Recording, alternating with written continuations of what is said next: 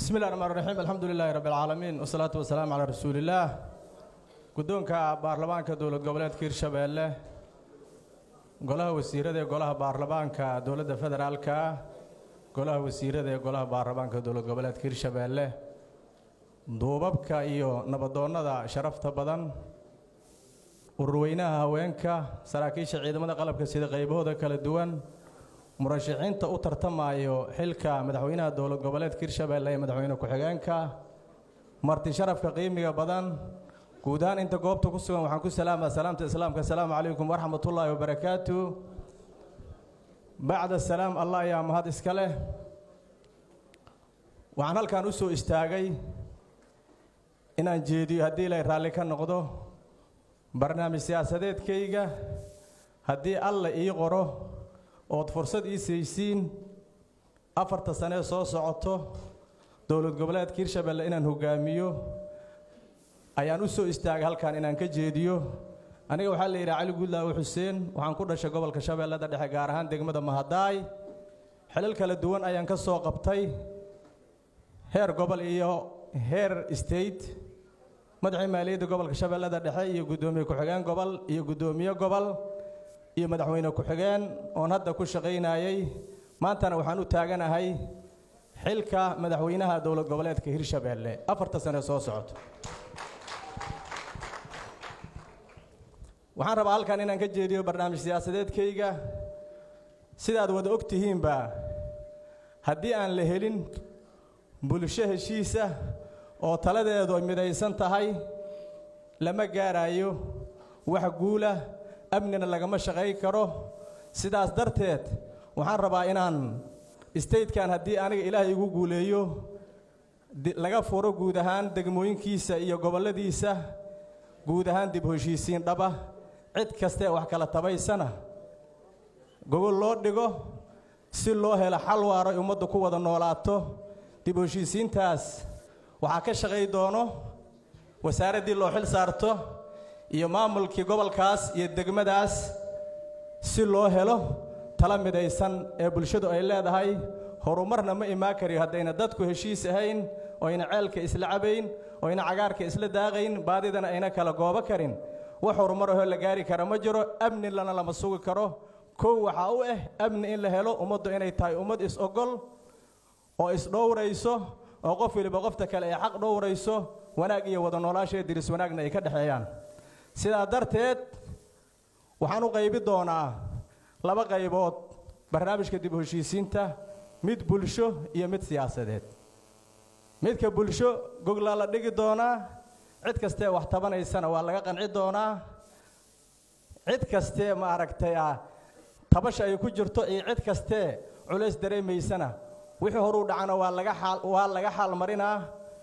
waxa dambana in wanaag lagu wada noolaado ay inaga doontaa hadii ilaahay raalli ka noqdo midka siyaasadeed sidaad ogtihiinba Hirshabelle la dhisay markii labaad ayaa hadda la dhisoohayaa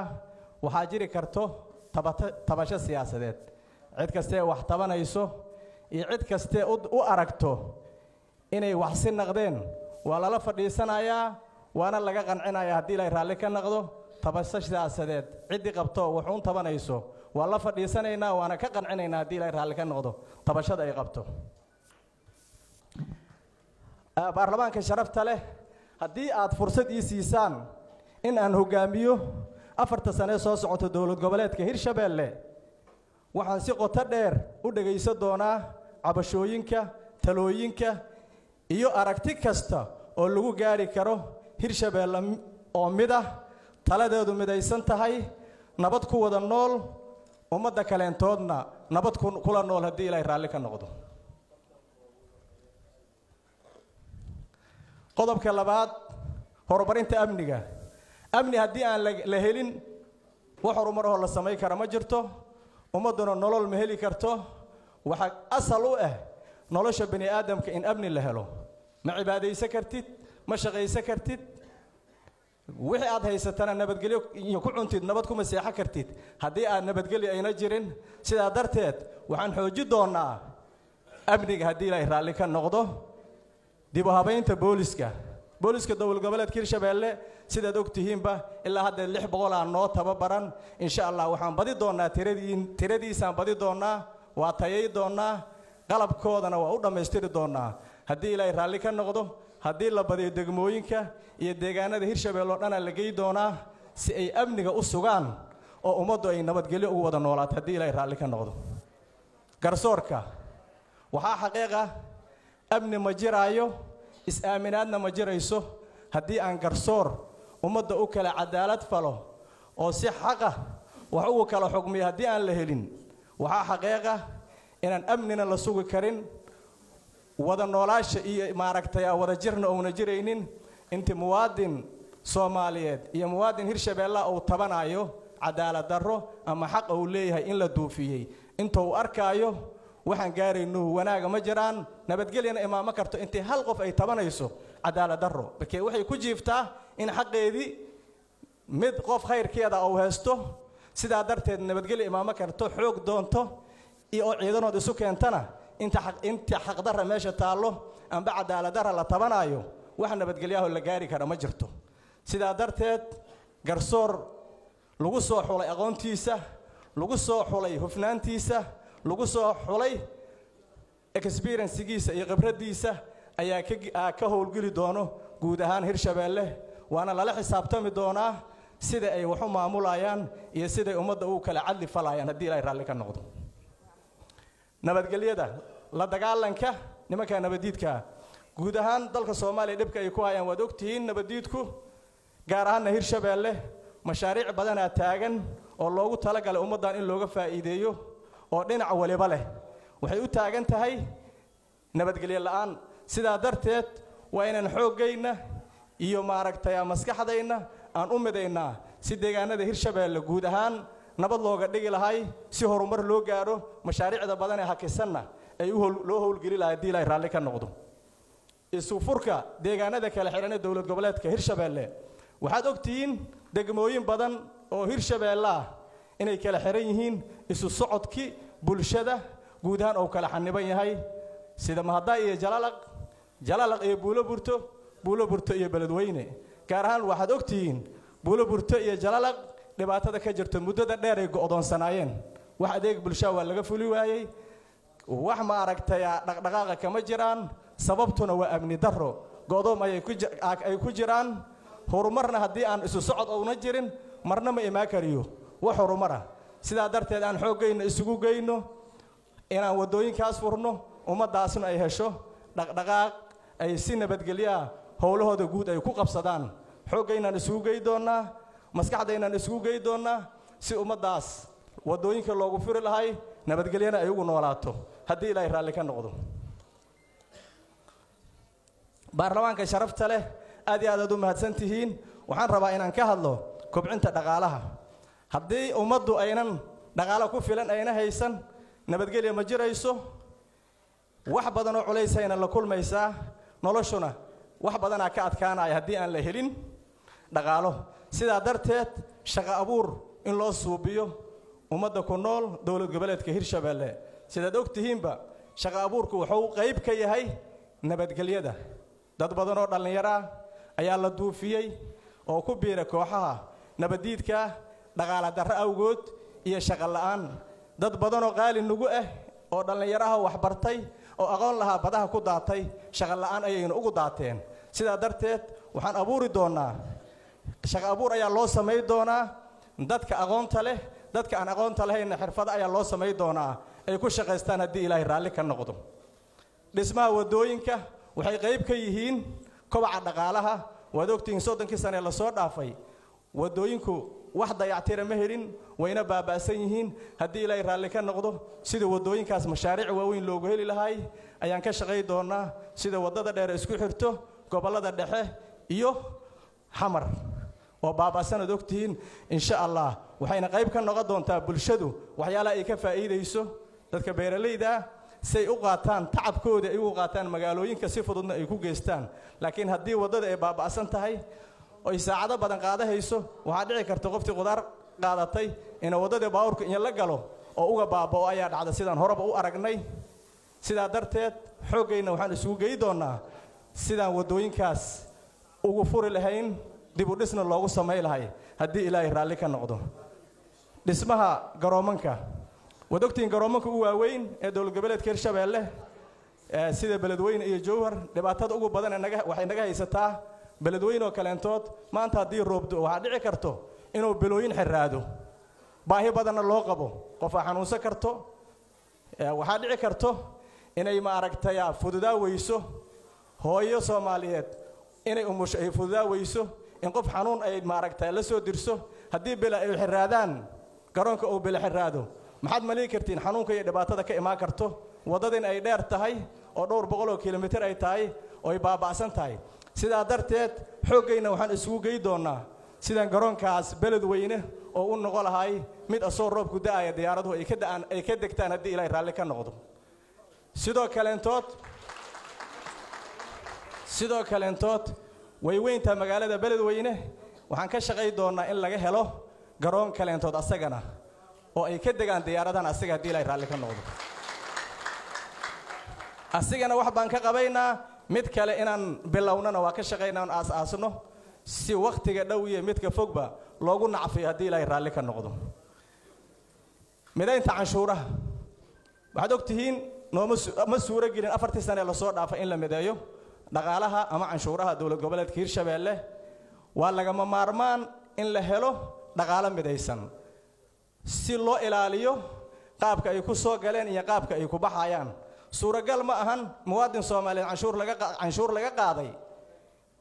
in si shakhsiya qof ayagu tagrifasho haddaan canshuuruhu midaysnayn oo meel lagu xisaabtamo ayna lahayna waxa dhacaya in wax isdabamarisaa dhici karo in qof laga qaado qofna si gooni ayagu tagrifasha ima kartee dhaqaalahaas waa miday doonaa akoon midaysana lagu shubi doonaa wasaaradii loo xil saartaana maamuli doonta haddii ilaahay raalli ka noqdo si cad oo loo wada jeedo qaabkay wax ku soo galeen iyo qaabkay wax ku baxayaan dhiirigelinta maalgashiga ilaahay wuxuu nagu makaniyay gobolada dalka gobolada ugu qanisan haday bad tahay iyo haday beer tahay iyo haday xoolo tahayba waad ogtiin gobolada Soomaaliya goboladan ayaa ugu warshada badnaay waxa ku tiilay warshadii dharka waxa ku tiiltii sokorta tii bariiska iyo tii caanaha intaba waxay ku yiileen goboladan hadda ilaahay anaga nagu makaniyay waana gobolada ugu barwaaqa sooransan dalka Soomaaliya sida darteed cid kasta maalgashanaysa waan soo dhaweynaynaa ganacsatada ka soo jeeda dowlad goboleedka Hirshabeelle waxaan ku dhiirigelinaynaa cid ay macaamil leeyihiin inay keenaan ayaguna ay ku darsadaan saami annagana waxaan fududay doonaa wax kasta dokumentiyo noogala baahdo canshuurahana waa u fududay doonaa haddii ilaahay raalli ka noqdo ka faa'iideysiga beeraha kalluunka iyo xoolaha waxaan wada ogsoonahay dalka Soomaaliya meesha ugu beeraha badan ama Soomaaliya oo dhan laga qoodi jiray ee miisaaniyadeeda in ku filnaato miisaaniyada dawladda laga kabi jiray ay ahayd labadan gobol oo anaga ilaahay nagu makaniyay sida darteed in beerahaas daawo loo helo qalabkii beeraha sida cagafti iyo baldoosmanka iyo wax walba ay u baahan yihiin beeralaydaas in lala fududeeyo sidii birisamaadka aan ahaa jirnay si aan u noqono in isku filnaano annagu isku filnaano waliba aan yeelo dad kayd la aan noqono haddii ilaahay raalli ka noqdo waa inaan isugu geynaa san u hormari lahayn beeraha haddii ilaahay raalli ka noqdo waxaad ogtiin kalluunka waxaan leenahay xeebta ugu dheer dalka Soomaaliya haddaan nahay dowlad goboleedka Hirshabeelle waxaan indhayga ku arkay 2014 anigoo gudoomiyaha degmada Cadalan tagay malay badan ee banaanka iska daadsan markaan weydiiyay dadkina waxay dhaheen meeshan hal baawura yimaado qaboojiye leh dadkii doonleyda markay yimideen ee badda ka yimideen laba habeen amba maaragtay habeen ay ku jireen wixii ay keeneen waxa lagu dhahay baawurkii qaboojiyaha lay waa baxayay sida darteed wixii laga qaadan kara laga qaatay inta kalena waa la daadiyay meel ay ku kaydsadaan ma haystaan waxaan ku dadaali doonaa inaan u helno firintijeero waaweyn oo ay ku kaydsadaan inay dooman helaan inay helaan shabaagi ay ku kalluumaysanayeen waliba gaar ahaan waxa muhiim u ah dadka inay helaan qaboojiyaal ay ku kaydsadaan wixii ay soo dabtaan haddii ilaahay raalli ka noqdo taasaan ku dadaali doonaa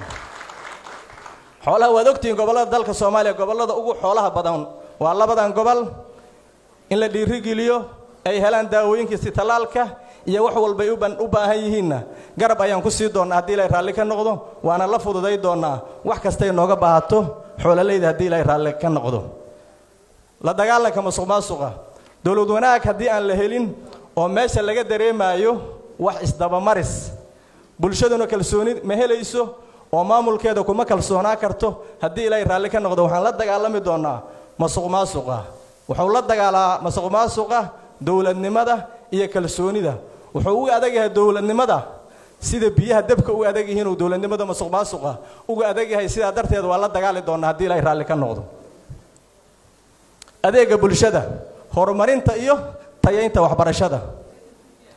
waxaan wada ogsoonahay bulsho haddii aan laga horumarin dhanka tacliinta wax horumar ma gaari karto sida darteed in iskoolaadka dugsiyada hoose dhexe iyo sare iyo jaamacadaha loo helo guud ahaan dowlad goboleedka Hirshabelle degmaha ahaato heer gobol ahaato intaba in loo helo waxbarasho dhameystiran dadka waxbarayana loo fiiriyo ma ka yimideen bahda waxbarashada oo aqoonteeda ma leeyihiin in la yiraahdo laakiin waa iska socdaa macallin aan ahay macna ma sameynayse wasaaradda waxbarashada si gooni u kontrooli doonta hadii la raalli ka noqdo annaguna waa si kontrooleynaa in dadkaas ay yihiin dadkii loogu tala galay ummadana bari karo waxa ay mustaqbalka loogu aayo caafimaadka waxaad ogtihiin labadan gobol labada isbitaal ee waaweyn ku taalo inuuna dhameystirnayn adeegi caafimaad ee loogu tala galay waxa dhacday qof xanuunsan in laga soo qaadayo beledweyne ama buulo burto iyo guud ahaan degmooyinka jowharo kale laga qaadayo cadalo kale laga qaadayo xamar loo qaadayo qof xanuunsan ee dhiig baxayso ama dhib ku dhacay waa dareemi kartiin xanuunka iyo xaaladda ay ku jirto in 90 kilomitir haddii jowhar laga qaado beledweyne haddii laga soo qaadana dhowr boqol oo kilomitir qof dhiig baxaysa ama dhib ku dhacay waa dareemi kartiin isbitaalladaas waaweyn haddii ilaahay raalli ka noqdo agabkooda caafimaad la dhameystiri doonaa haddii ilaahay raalli ka noqdo dhaqaatiir aqoon u leh oo ahal u ana waa ka howlgeli doonaa insha Allah haddii ilaahay raalli ka noqdo degmooyinkan ay MCA la geey doona si looga faa'iideystaan deegaanada iyo dadka ku nool degmooyinka horumarinta isboortiga waxaad ogtihiin waa bulshada meesha iska dhex gasho maskax caafimaad leh jir caafimaad leh laga helaa garoomanka loo diyaari doonaa waxaan qaban doonaa ciyaarihii degmooyinka iyo midkii gobolada si bulshadu isu dhex gasho isuna faanta haddii ilaahay raalli ka noqdo xal u helida fatahaadaha waxaad ogtihiin dhibaatada ay ku hayaan fataaduhu ku soo noqday dowlad goboleedka Hirshabelle barakac badana ka dhacay baaba badan ay geysteen oo dalag wadooyin badana go'ay waxaan ka shaqay doonaa sida caratuur loogu heli lahay si maaragtay afaratooya loogu heli lahay iyo si markuu buux dhaafo meelihii lagu neefi jiray loo diyaari lahay sida kanaalkii Sabuunya Kiisheenaha iyo meel kasto wax looga qaban karo fataadaha soo noqday ayaan xoog saari doonaa hadii ay raalli ka noqdo waxa dhaca mararka qaar in biyo la'aan ay umadu ku dhacdo wabigina marto ee umadu oo maanta marna fatahaad ay u baabi'iyaan dalag iyo wixii soo baabi'iyaan sida darteed biyo la'aanta meesha ka jirtaan in ceelo loo helo haday rig tahay haday gacan qodata intaba intaasaan ka shaqay doonaa hadii ay raalli ka noqdo waxaad ogtiin 4 sano la soo dhaafay ma suura gelin telefishin iyo idaacad ama raadiyo oo leeyahay dowlad goboleedka Hirshabelle insha Allah hadii ay raalli ka noqdo oo ay suura gasho ama baarlamaanka sharafta loo u ogolaado 4 sano inaan hogaamiyo dowlad goboleedka Hirshabelle boqolka maalmood ugu horeeyo telefishin iyo idaacad ay leedahay dowlad goboleedka Hirshabelle aan howlgeli doona hadii ay raalli ka noqdo daadajinta maamulka dowladnimada dhameystirka shaqaalaha rayidka ka howlgalo ama ka shaqeeyo dowlad goboleedka Hirshabelle laakiin way yar yihiin waa la badi doonaa agaasimayaashii guud ayaa la magacaabaa si wasaarad kasta shaqaalaha u dhinaa ee u qaadato hadii ay raalli ka noqdo dhismaha hay'adaha iyo gudiyada madaxa bannaan waa dastuuri gudiyada madaxa bannaan hay'adaha in la soo dhameystiro gudiyada madaxa bannaan waxba magacaaban inta dhiman hadii ay raalli ka noqdo waa dhameystirayna si ay u gutaan waajibaadkoodii dastuuriga hadii ay raalli ka noqdo ugu dambeyn codsi waxaan ka codsanayaa baarlamaanka dowlad goboleedka Hirshabelle ugu dambeyn waxaan ka codsanayaa mudanayaal iyo marweyn waxaan idinka codsanayaa baarlamaanka sharafta leh waxaan idinka codsanayaa in aad isiisaan kalsoonida aan ku hogaami lahay dowlad goboleedka Hirshabelle أفرت سنة أساس عطو سأن أفوليه برنامج سياسات إسكود اللي تيران أنيجو دور أيوه وده شقينتا لامها دولة قبلات هيرشبيله سيد فولينتا شرع الدينتا إيو قرصوركا بلان قادايانا إن أن كدوره إن بلان قادايانا إن أن دوره